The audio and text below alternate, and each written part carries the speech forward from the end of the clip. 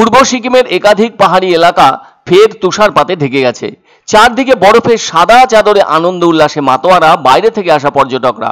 অনেক পর্যটকের আবার নতুন অভিজ্ঞতা হলো। এদিকে এ ধরনের তুষারপাতে ঢেকে গেছে গ্যাংটক, ছাঙ্গু, লাচুং, নাথুলা সহ একাধিক জায়গা।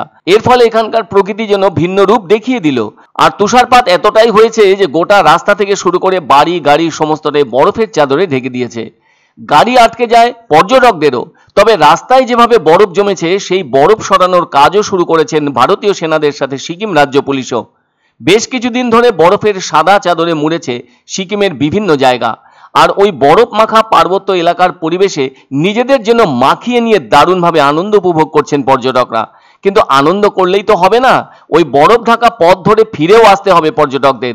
ফলে সেই বরফ আটকে থাকা রাস্তার বরফ কাটতে শুরু করেছে বিশেষ ধরনের গাড়ি। কেননা রাস্তা থেকে বরফ সরাতে না পারলে পর্যটকদের গাড়িগুলি চলার ক্ষেত্রে অসুবিধায় পড়তে পারে। সিকিমে এতটাই তুষারপাত হয়েছে যে রাস্তা, গাড়ি, বাড়ি সবই বরফে ঢেকে গেছে। সেজন্য রাস্তার উপরে থাকা পুরো বরফের স্তর সরানোর ব্যস্ততাও লক্ষ্য করা যাচ্ছে। এরই মধ্যে বরফ পড়ার আনন্দ উল্লাস করলেন পর্যটকরা। সূত্রের খবর, প্রায় 200-র বেশি পর্যটকের গাড়ি তুষারপাতের কারণে আটকে রয়েছে। অন্যদিকে পর্যটকদের যাতে কোনো রকম অসুবিধে না হয় সেজন্য নজর রাখছে সিকিম প্রশাসন।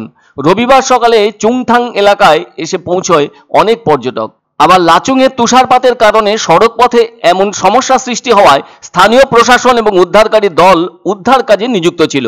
তবে এমন বিপত্তির মাঝেও পর্যটকদের মুখে হাসি ফুটে ওঠে। তারা তুষারে ঢাকা পাহাড়ের সৌন্দর্য উপভোগ করতে দারুণভাবে মেতে ওঠেন।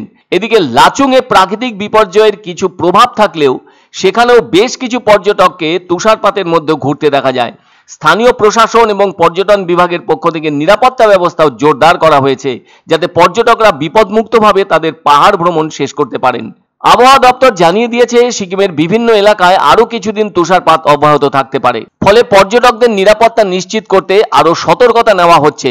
সব মিলিয়ে তুষারপাতের এই দৃষ্টিনন্দন দৃশ্য সিকিমের পর্যটন শিল্পে নতুন দিগন্ত খুলে দিয়েছে, যা পর্যটকদের জন্য এক অভূতপূর্ব অভিজ্ঞতা হিসেবে মনে থাকবে।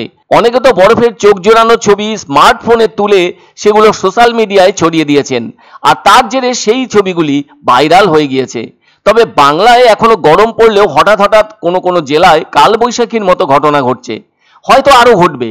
আবার বৃষ্টিও যে হচ্ছে না তা কিন্তু নয়। যাই হোক, তবুও বাংলার সমতলে সেই গরমের হাত থেকে বাঁচতে যাদের সুবিধে সুযোগ আছে তারা হয় দার্জিলিং নতুবা সিকিমে ঘুরতে চলে আসছেন। এর মধ্যে যারা সিকিমকে গন্তব্য হিসেবে নির্বাচন করেছেন তারা এখনো ওই সিকিমের ভেতরে আছেন। ফলে তারা প্রত্যক্ষ করছেন সিকিমের তুষারপাতের সৌন্দর্য। আবার যারা ছুটির সময়গুলো এভাবে কাটাতে চান তারাও সিকিম মুখ হচ্ছেন। সামনে আবারও তো বিদ্যালয়ে গরমের ছুটির বিষয় রয়েছে। ফলে অনেকে সে সময়ে হয়তো সিকিম মুখ হবেন। তাছাড়া সিকিমের অর্থনীতি তো নির্ভরশীল পর্যটকদের উপর। সেই পর্যটকরা যাতে ভালোভাবে কাটাতে পারেন সিকিমের দর্শনীয় পর্যটন স্থলগুলি, তার দিকে যথেষ্ট সজাগ ও সতর্ক আছে সিকিম রাজ্য প্রশাসন। তার মধ্যে ঘুরতে এসে সিকিমের তুষারপাত চোখে দেখা যেন অন্যরকম অনুভূতি পর্যটকদের কাছে। ঠান্ডার পরিবেশের মধ্যেই তুষারপাত দর্শন যেন আলাদা মানসিক তৃপ্তি দিয়ে থাকছে সবাইকে। নাথুলা থেকে শুরু করে ছাঙ্গু, বাবা মন্দির, কালাপাহাড়, কোথায় নেই বরফের বিছানা। মনে হচ্ছে অন্য ধরনের স্বর্গ। 17 এপ্রিল থেকে শুরু হয়েছে তুষারপাত, যা 10 দিন পার করে দিয়েছে। এখনো তাই যারা গরমের কষ্ট অনুভব করছেন, সামর্থ্য থাকলে একবারের জন্য তারা সিকিমে এসে শরীরকে জুড়িয়ে নিতে পারেন।